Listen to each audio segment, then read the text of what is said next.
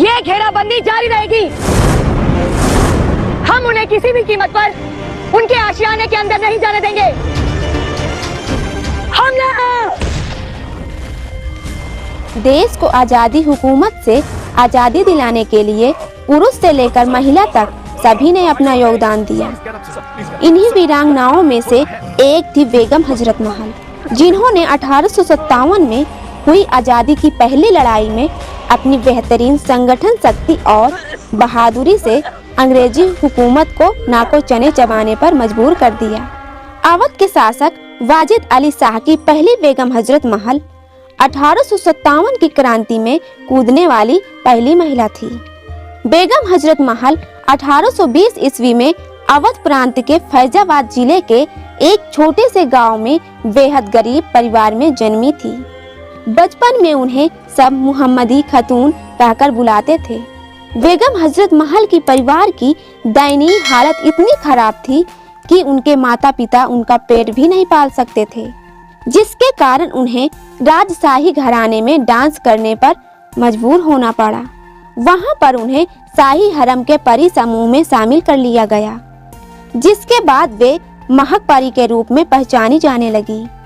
एक बार जब अवध के नवाब ने उन्हें देखा तो वे उनकी सुंदरता पर मुग्ध हो गए और उन्हें अपने शाही हरम में शामिल कर लिया और उन्हें अपनी बेगम बना लिया। इसके बाद उन्होंने विरजिस कादर नाम के पुत्र को जन्म दिया। फिर उन्हें हजरत महल की उपाधि दी गई।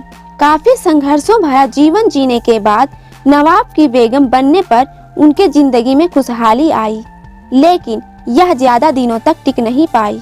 सन 1856 ईस्वी में ब्रिटिश ईस्ट इंडिया कंपनी ने अवध पर कब्जा कर लिया और ताजदार ए अवध नवाब वाजिद अली शाह को बंदी बना लिया।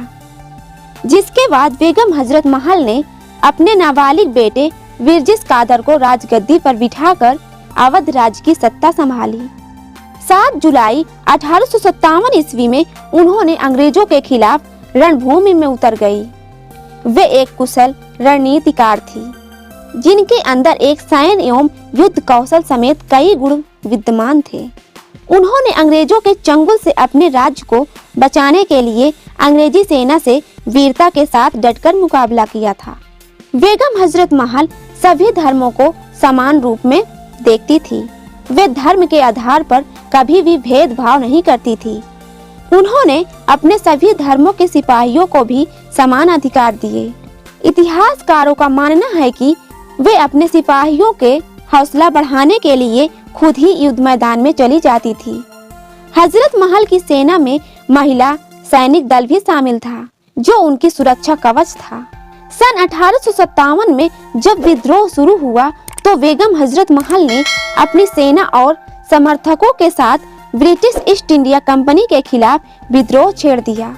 बेगम हजरत महल के कुशल नेतृत्व में उनकी सेना ने लखनऊ के पास चिन्हट दिलकुशा में हुई लड़ाई में अंग्रेजों के छक्के छुड़ा दिए। लखनऊ में हुए इस विद्रोह में साहसी बेगम हजरत महल ने अवध प्रांत के गोंडा, फैजाबाद, सलोन, सुल्तानपुर, सीतापुर, बहराइच आदि क्षेत्रों को अंग्रेजों से मुक्त कराकर लखनऊ पर फिर अपना कब्जा जमा लिया था। इतिहासकारों के अनुसार अंग्रेजों के खिलाफ हुई इस लड़ाई में बेगम हजरत महल का कई राजाओं ने साथ दिया था। बेगम हजरत महल की सैन्य प्रतिभा से प्रभावित होकर ही स्वतंत्रता संग्राम में मुख्य भूमिका अदा करने वाले नाना साहेब ने भी उनका साथ दिया। वही राजा जयलाल, राजा मान सिंह ने भी इस लड़ाई में रानी हजरत महल का साथ दिया था। इस लड़ाई में हजरत महल ने सेना का कुशल नेतृत्व किया।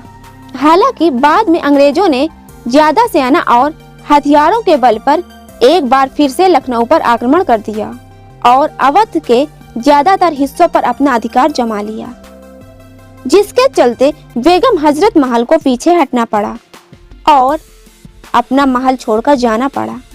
इस हार के बाद वे अवध के देहातों में जाकर लोगों को अंग्रेजों के खिलाफ लड़ने के लिए एकत्रित करने लगी।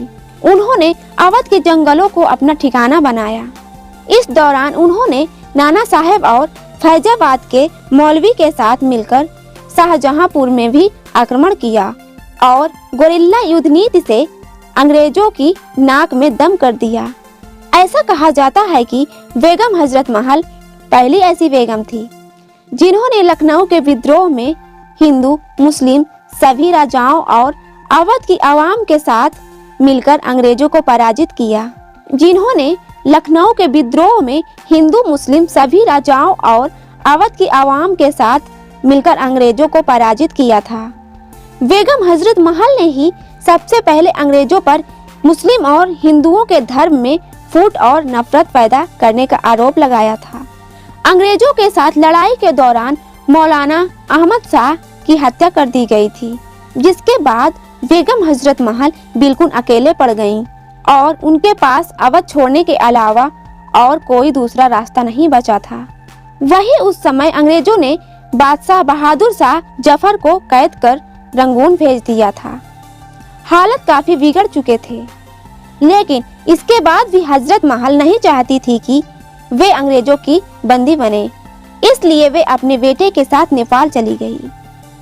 नेपाल के राजा राणा जग बहादुर भी उनके साहस और स्वाभिमान से प्रभावित थे, इसलिए उन्होंने बेगम हजरत महल को नेपाल में शरण दे दी।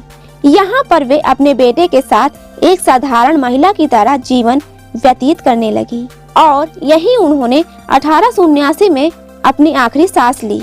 काठमांडू के जामा मस्जिद में बेगम हजरत महल के शव को दफनाया गया।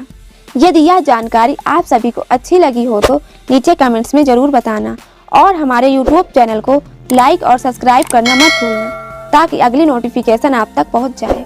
Thank you.